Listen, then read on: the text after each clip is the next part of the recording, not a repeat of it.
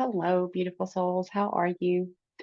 I have a message today that I'm delivering from Maggie, from Magdalene. And we actually had this conversation in November. And it is a message really that's for the collective. But at the time, the collective wasn't ready. There's been a lot that's happened since November. I'm sure in your own day-to-day life, November seems like a very long way in the past. It does for me. But this is a very important message. I hope that you take the time to listen. And if it resonates, great. If it doesn't, and you just pick up on a few tidbits, go back and listen to it again later on. As your frequency rises, more of this will stick with you. It will resonate with you on a different level. As you become a higher consciousness being and your frequency continues to rise, you'll be able to receive this information in a much different light. So this is a channeled message from Maggie, and this is about the rise of the divine feminine versus feminism and what the difference is in the two from Maggie's perspective. I am Maggie. Thank you, beautiful sister.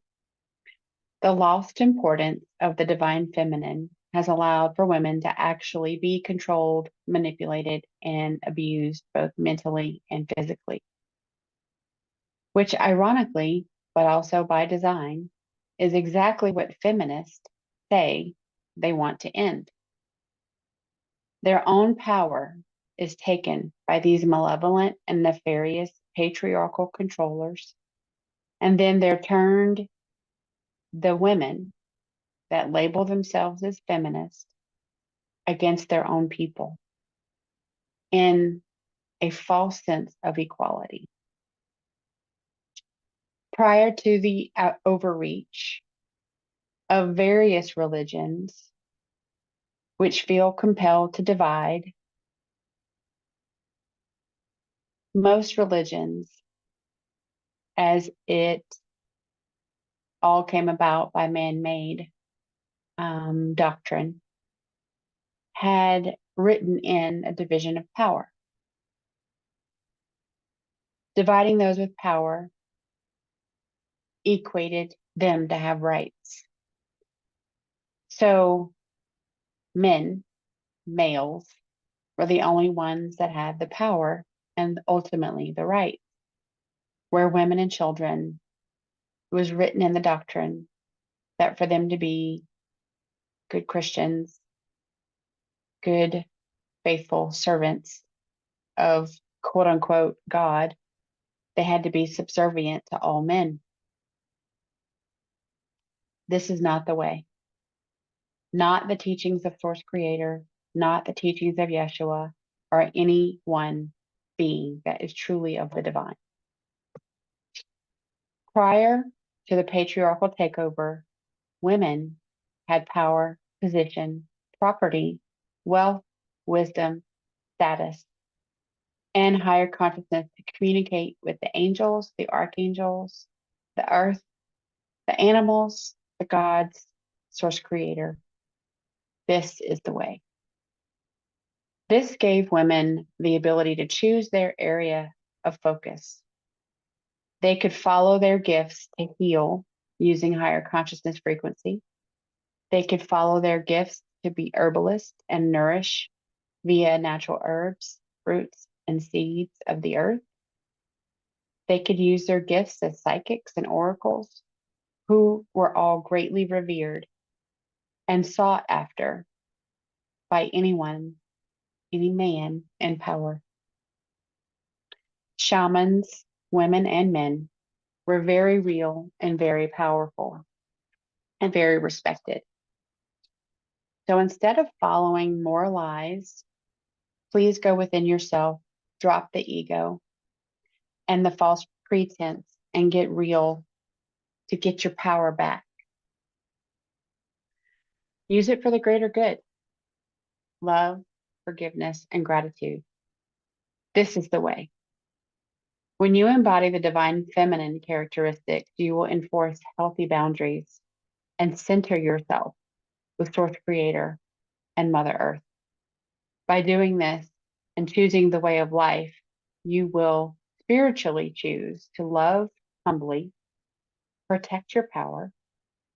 You will not have the urge to engage in free sex or casual sex. You will truly embody the woman's fertility and power of the womb portal. This is all exclusively women's abilities. The combining of men's parts with women's parts is directly dark agendas to take away the truly divine power of each divine masculine and divine feminine, disempowers all. You see now how they have manipulated so many to cause more harm than good. The divine feminine is uniquely empowered to be visionaries, nurturers, life-producing, loving powerhouses with great spiritual intuition and harmony, along with their divine masculine balance. The divine masculine balanced with the divine feminine in the strength, the analytical, the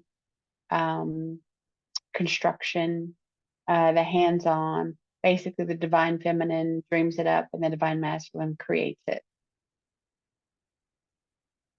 This passionate essence that becomes interwoven as the beauty of the power of divine feminine, divine masculine balance each other out, gives safety, security, shelter. Know who you are and why you are here. It is your divine superpower and it is within you. That concludes Maggie's message.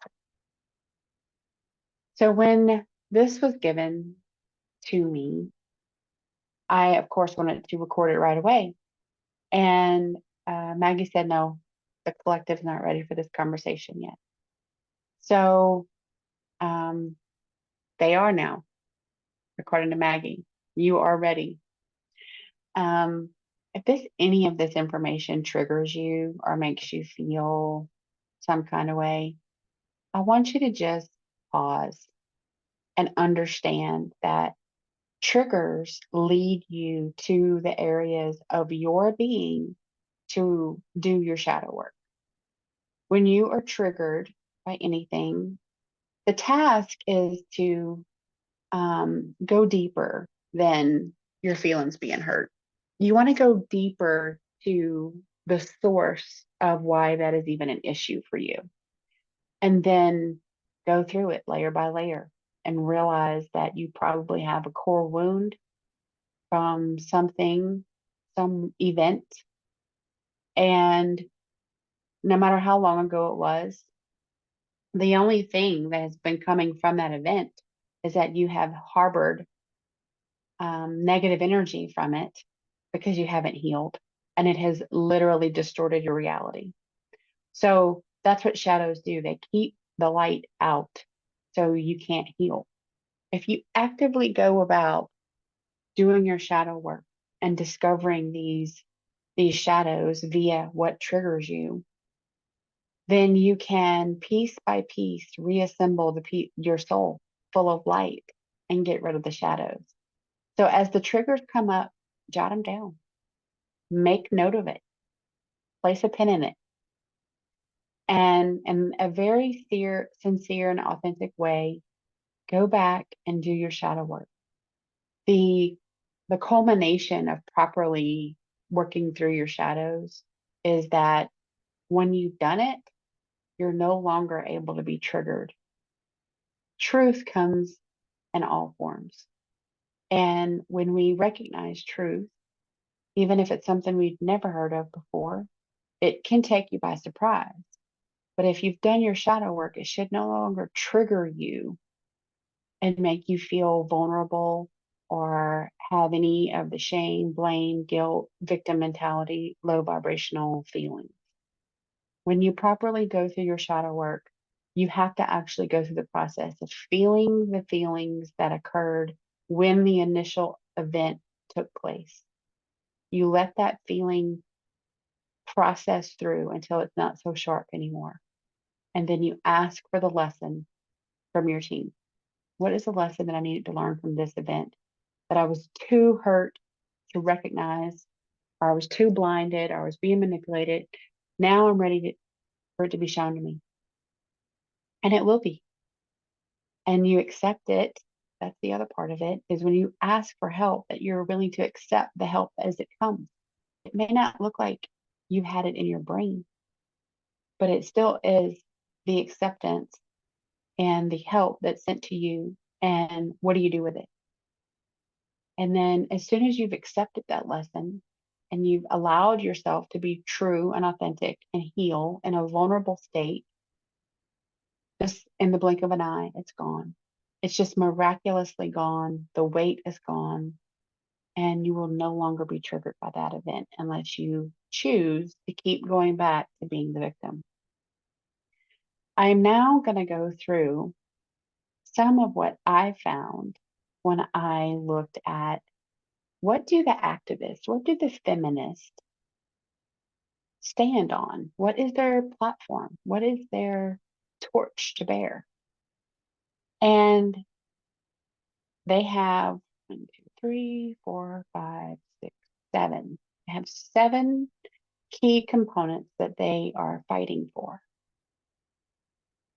And there's a lot more divine feminine aspects that I'll go through. But I want to do like a compare and contrast, because embracing your divine feminine is completely different than being a feminist. And I want you to truly understand the difference, because as a culture of people, we have been bombarded with what they want us to believe. It doesn't necessarily mean that we've been bombarded with the truth. It's quite different.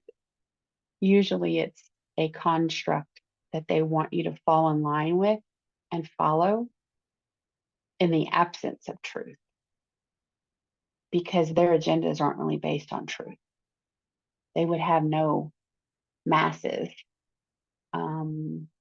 pushing those narratives forward if it was all based on truth. Those narratives would have crumbled away long, long, long ago. So this is the feminist position. Number 1, demand for equal pay in the workplace. And in my own opinion, I think this is the only valid position. Moving on. Demand for reproductive rights. Okay, I'm going to talk about this for a minute. I had a video, and it's still on Rumble, but it's not on YouTube. And it is a pro-life video from someone, myself, who was forced to have a pregnancy ended early. You know what I mean? When I was a teenager. And I did a lot of growing before I did the video. And then it was pushed upon me from source to speak about it. And I did more research and was completely horrified at how little reproductive rights are actually discussed in these religion-based centers, as well as the PEPs on the neighborhood block. Going back to patriarchal control and doctrination that dictated from the good book, air quotes, what was right and what was wrong for families, for men and women. The Vatican made it illegal and immoral for women to have reproductive rights. The church. And by a vast majority, many of them still have those same beliefs today. So reproductive rights were taken away by organized religion, just so we're clear. Third component to their stance, demand into women's suffrage. This was brought about by dark agendas and religion emboldening these acts. So I'm talking Old Testament stuff. I'm talking about the patriarchal society that literally made it okay for men to assault women no matter where they were or who they were. It didn't matter. Women did not matter. That's a state, that's a sentence. And even royal women did not matter. So they could be sexually assaulted in the street, in the middle of court, in their home. It didn't matter. Men were put on a pedestal and could exercise punishment and teaching of lessons to women in that regard. And it was deemed okay. In fact, emboldened by the Old Testament and many religions. They also exercise that not just against women, but children. Okay. Demand the right to education. This was also prevented by religion. And we know what we know now. Back in the day, I'm talking about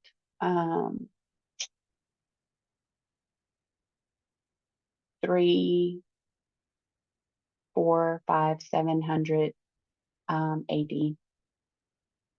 And throughout that time period, there's been law on the books in various nations and countries and continents that said unless you were a royalty and or a male and or clergy, you could not read, you could not possess books, you could not read from the Bible. That had to be read to you because you were not deemed suitable to receive that information. Now, what we now know is that the true teachings of Yeshua and the true teachings of all the disciples, which there were many, many, like over 100, men and women, were greatly suppressed because that knowledge could not be shared. It had to be that only the pious and the chaste men could ascend this ladder of respect, when in fact, that's completely distorted and completely man-made. So there were expendable. They were seen as expendable. Women was seen as expendable. Children was seen as cheap labor, basically, and expendable. And so it's been the same playbook for thousands of years. It's been the same playbook. We're just now putting all the pieces together, and in an age where we can share truth, mostly. Okay. Fighting against gender stereotypes and performative behaviors. Another dark negative AI agenda. And gender stereotypes really comes from the oppression and suppression that was fully supported by religions and adopted by institutions of higher education and all sorts of um, places of work, occupation. They followed in line with that because the rule of the day really started with the church and the royals. There's always been the three main houses: the Vatican, London, and then DC became the third. But that's where the push for pansexuality came about. If a being didn't really know which identity to um, align with as far as male and female, then they were highly manipulatable. They could be sold anything in their pursuit of justice and power. When in fact, that just feeds the deviant side of the dark agendas. Demand protection against sexual harassment and assault. Now, these were, again, fully supported acts by the Vatican and most religions against women and children, but certainly women. And they had no right. They had no right to protest. They had no right to file charges. They had no right. That if a man deemed that they had done something, anything that justified that type of um, punitive action, there was no recourse. Those that fought back were usually murdered. And then the right to own property. This was also forbidden by most religions. And it was a turn, right? So prior to around 300 AD, women did own property. And I will give you just a slice of the truth of that. So think back in that time, there were um, roaming wars being waged, right? So there were huge armies that were going all across the land, waging these wars mostly on foot and or horseback, and they were gone for years at a time. There was no quick um, jaunt off to a battle and then back home. It always brought them down the road further and further away from home. So women, of course, were the ones, they were the backbone of the family because the men were always leaving. If the men were the only ones that could hold land titles, have money to speak of, or the ability to trade or whatever, be educated, and have the ability to take care of the family, but they were the only ones that they were always gone. Does that make any sense? Like no one would be able to take care of any of their family members. Like everyone would be destitute and homeless if that was the way. What actually happened was women had the dowries of their families. They were the constant. They had the means to provide a home and for their children. And they chose when they would take a partner and the partner was gone for X number of months, years. They were deemed abandoned and they could take another partner if they wanted. It was up to the woman. Yeah, that had to be written out of that good book. because men didn't like that. Once things started to evolve, they did not like that being on the their egos would not allow it. So that concluded basically all of the feminist stance or equality.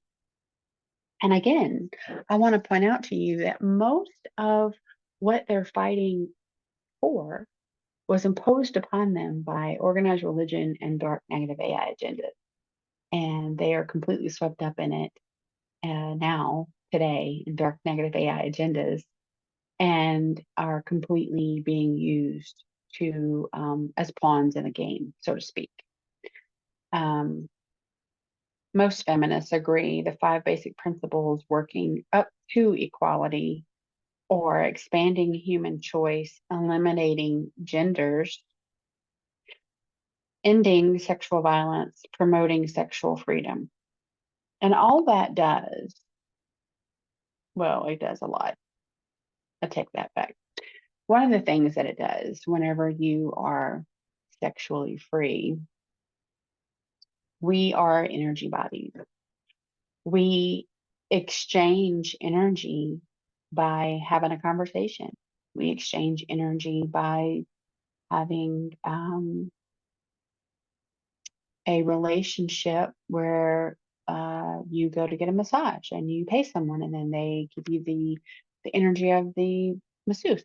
That's an energy exchange. It's a hell of an energy exchange to have intercourse. You're literally taking in the power, the essence of the being that you are with, and vice versa. There is an exchange of energy. Do you truly know who you're hooking up with? Do you know if they have a soul? Do you know if they're an NPC? Do you know what you're exchanging your energy with? It's so much bigger than sex. They make it out to be like, oh, my body, my choice. I can do what I want with my body. Yes, you can. But having no thought, no process, no pride in yourself, and a very unclear understanding of who and what you are has set this entire world on fire with problems. So while we want people to have a say in what happens to their body, we also would love for them to be truly educated on the facts. Then they can make their decision. But most of what they're making decisions about has just been on propaganda. So I'm going to go through the divine feminine aspects now. Of course, I'm biased. I totally relate more to the divine feminine at this now point in my life. And there were times early on that I would, again, I've always wanted equal pay in the workplace. I was trained as a registered nurse and I worked at the bedside in critical care for more than 25 years. And inevitably, the women are always more hardworking. And I'm not saying that they're smarter. I'm not saying that they're more capable. I'm saying that they're hustling. They are hustling. And I can't really say that about the dudes that I worked with, my own opinion. And I can almost guarantee that every single one of them got paid more. And it's simply because of gender. Okay, so divine feminine. Embracing the divine feminine side of yourself means that you, number one, recognize that within a being, within a body, with a soul, there is a divine masculine side and a divine feminine side and an inner child in every being. It doesn't matter if you're male or female. The goal is to embrace both the divine masculine and the divine feminine, healing the inner child. Most of us have inner child wounds from growing up in this completely backwards freaking gangster planet. So no matter the gender, no matter the male or the female, within us, we have divine feminine and divine masculine if we have a soul. Number one, divine feminines have powerful intuition. This intuition has been used through time to discern safe foods, safe situations, superpowers, connecting to the divine, and sensing danger ahead of time. Because, of course, most feminines are not of the muscular stature that a divine masculine would be. And so a fight would be very unfair. But the intuition of the divine feminine helps us avoid those situations well in advance. Number 2, enhanced creativity. Once the divine feminine side is embraced, creativity starts to come online. And it's creativity that is truly in tune to your energy. We've all had creative abilities throughout time, and it's just a matter of tapping into them. So a creative person becomes healed, and they unblock these creative abilities that they've been blocking for prior lives through their chakra clearing, and all of a sudden they start to pull in this beautiful craft that they have. It could be crystals, it can be essential oils, it can be massage, it can be music, dance, nature, all sorts of things, but definitely divine feminine creative capabilities, self-expression, that kind of thing.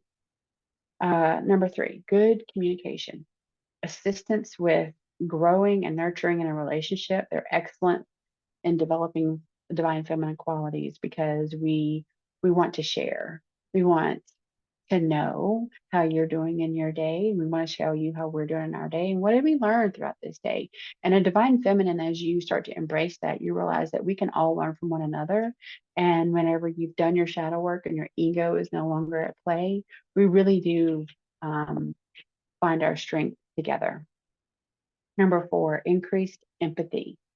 And the empathic starseed is this huge component of what we're all really feeling, and empaths just absorb all this energy, right? So without boundaries and without putting shields up, you really do absorb all this toxic stuff that's flying around.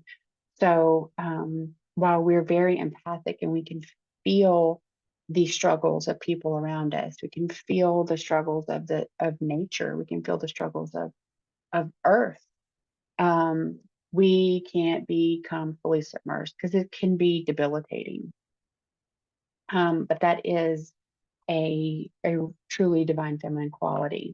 And it goes along with intuition in that communicative ability.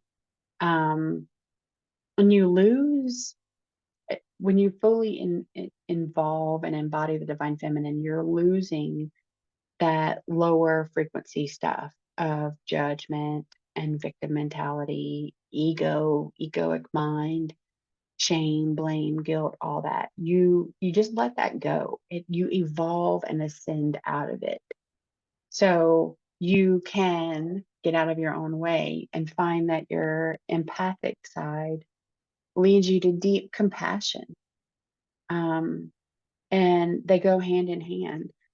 Someone is not truly empathic if they are lacking of compassion. You can't be like, oh, I just feel for them so badly, and say, but that's what they deserve. Like empathy and compassion go hand in hand.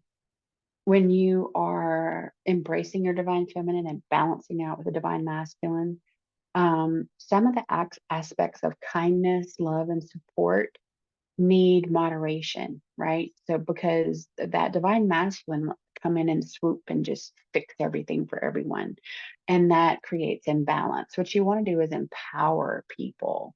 So when you encounter someone who is connecting to you because of their situation and you're compassionate about that, so you want to teach them to fish, right? You don't want to just bring them a meal. You want to teach them how to be more self-sufficient and avoid this situation from occurring again in the future. Number 6, acceptance. Accepting and peace, not to be confused with complacency. So no room for martyrdom or victimization, victimhood, toxic situations, the disempowerment that happens, um, the feelings of detachment. This is how we work through triggers, right? And so whenever you can move away from the ego, move away from the judgment, move away from the victimhood, and understand bodies, souls, beings separate and apart from one another, then it helps you to navigate the journey. Acceptance is a superior state of consciousness. This is a huge step. A lot of people go through their shadow work and they start to develop who they are. They start to connect, and they're connecting with their ascendant masters. They're connecting with soul fractals of past lives, and they're understanding where they came from and that kind of thing. Some of the information that they ask for as it comes through, it it can trigger them. It can be shocking. And so acceptance of the information in a neutral state is really important. Trying to not be reactive, trying to not be, projecting pain or shame or blame or any of that stuff. And so it takes working through that. But acceptance, when you can truly accept things on a level that no longer triggers your emotions and makes you feel victimized and all that kind of stuff, you're elevating your consciousness and your ability to see the big picture. So you're up above the fray and you're panning out and you're seeing the big picture of what is the lesson here. Number 7, understanding. And it comes like a deep level of understanding that comes from compassion and acceptance. This is when your brain finally aligns with your heart, because most of us are completely out of alignment with the egoic brain and our heart. When you realize that most of the time, beings that are doing bad things are also suffering and also deserving of healing, right? And that's true compassion. That's lacking of judgment. None of us should be in a position that you're judging others, because um, hurt people hurt other people, right? And so the way to end that is to help heal the wounded inner child. And that wounded inner child can then help to develop the divine feminine, divine masculine balance. And that creates a whole, balanced, healed being. So all of it builds upon itself, all of it builds upon itself. Forgiveness, it builds upon compassion, empathy, and understanding. And it allows anger and resentment and hard feelings and keeping score and all of that to fall away. When you have really gone through giving love to all beings, all participating of whatever event hurt you, forgiving all involved, including yourself, and giving gratitude for the lesson.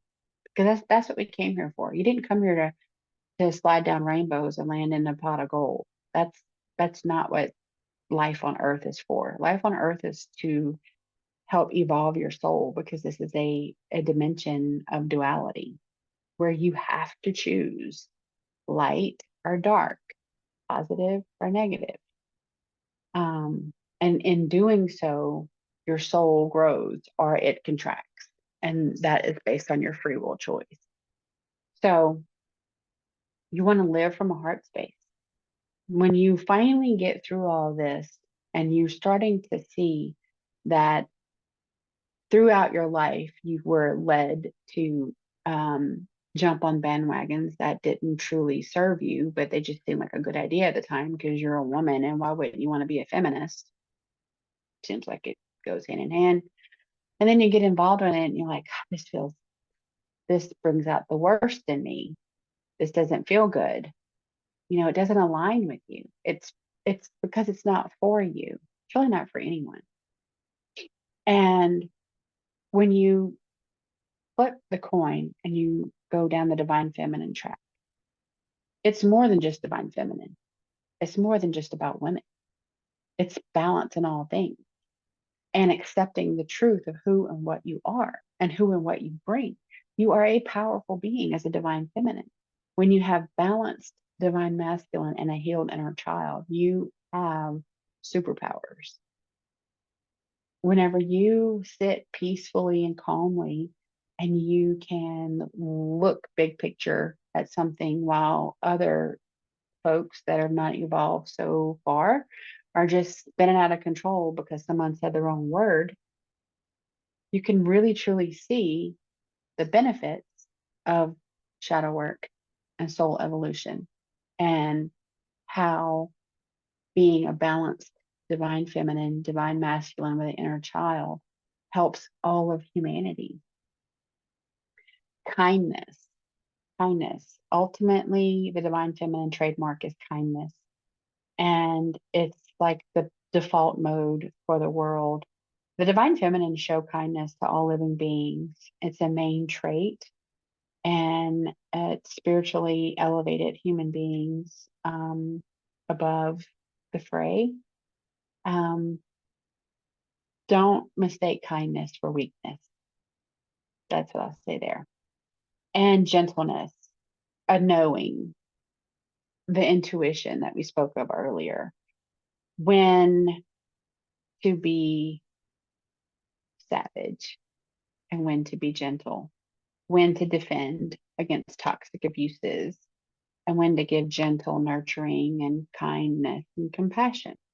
Okay. None of us want to be pushovers. None of us want to be doormats. None of us want to be abused. None of us want to be taken advantage of. Embracing a divine feminine, a divine masculine, and healed inner child inside your being, no matter if you're male or female. This is about being a healed and balanced whole being on your own. You find by natural progression of your soul evolution that the things that used to really irritate you simply do not matter. What truly matters is on a much, much bigger scale. It is all big picture, and you see the role that you play in humanity. If you want to truly help raise the consciousness of your area, work within your being. Every bit of healing that you do within yourself helps to raise your frequency and thus helps to raise the frequency of those that interact with you. People will tell you, wow, you're so calm. You're so peaceful. You look so happy. What are you doing different? And the answer should be, I'm focusing on my own inner health. Oh, what does that look like? And tell them the truth. I used to be this extremely triggered person. I couldn't watch this. I couldn't hear this. If I ever heard the word blah, blah, blah, it would just set me off. And one day I realized that I needed to get to the bottom of it. And when I did, it started me on this journey. And now here I am. And I'm not there yet, but I certainly do process things in a much different way. And therefore, I don't have all the stress. I don't have all the polarizing personality traits that I had before. And yeah, I'm pretty peaceful, very calm, full of love and compassion. And it's not that everything is rainbows and butterflies. Okay. It's not, but you just navigate it differently. And you understand that when somebody has a problem with something that you said, that's their problem, not yours. When you speak your truth and it feels really good because you're standing on your own 2 feet, you know exactly who you are and where you're going, don't ever apologize for it. Never. The only approval any of us should ever seek is ourself and source creator. That's it. If you're doing things for other people or other organizations' approval, you got to back that train up because you done took the wrong turn. Truly balanced person of the divine feminine, the divine masculine, and the healed inner child have a divine masculine that truly wants to. So if you have a couple, man and a woman, and they have done their work and they've gone through their stuff, and the ego is no longer an issue, and they're both balanced, divine masculine, divine feminine, healed inner child, you will find the divine masculine fully supportive of the divine feminine, allowing her the freedom to be nurturing and creative and have her own space and to go out and commune with nature and to find what makes her feel alive. And he provides security for that. He provides support for that. He doesn't say, oh, you can go do this today, but tomorrow is my day. No, that's not what it looks like. What you have is all the divine masculine supporting all the divine feminine. And they're really having their own activities, but they're very interconnected.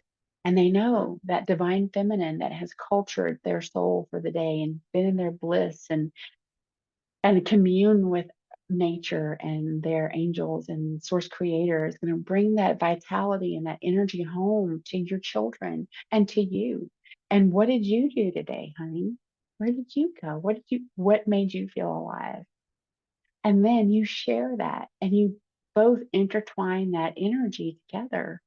And together, that is the superpower. That is why True Talk, thousands of years ago, they wanted to divide women and men and make them two ends of the spectrum where the men were put on the pedestal and the women were shit. Because none of them would truly come together on a balanced level and find their power. They've been stealing your power, separating us for all this time. And many that wear that label, feminists, have bought into it hook, line, and sinker. So I hope that you realize as a souled being, SOULED, you have within you an inner child that should be healed, a divine feminine and divine masculine that balances each other out with completely different characteristics and qualities, but that work very well together.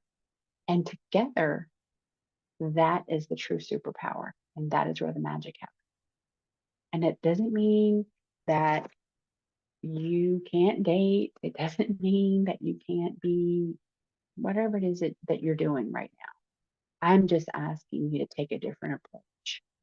Change your perspective, especially if you're feeling super disempowered, that you don't belong in this society, and every relationship you've ever been in has been super out of whack. It's because you have to find your power and you have to balance it within yourself. When you have a true identity, an idea, a essence of who you are, and it's balanced, nobody can tip you over. You are steady, and you're also very content in your own space. You're very content in being by yourself if that's what it takes.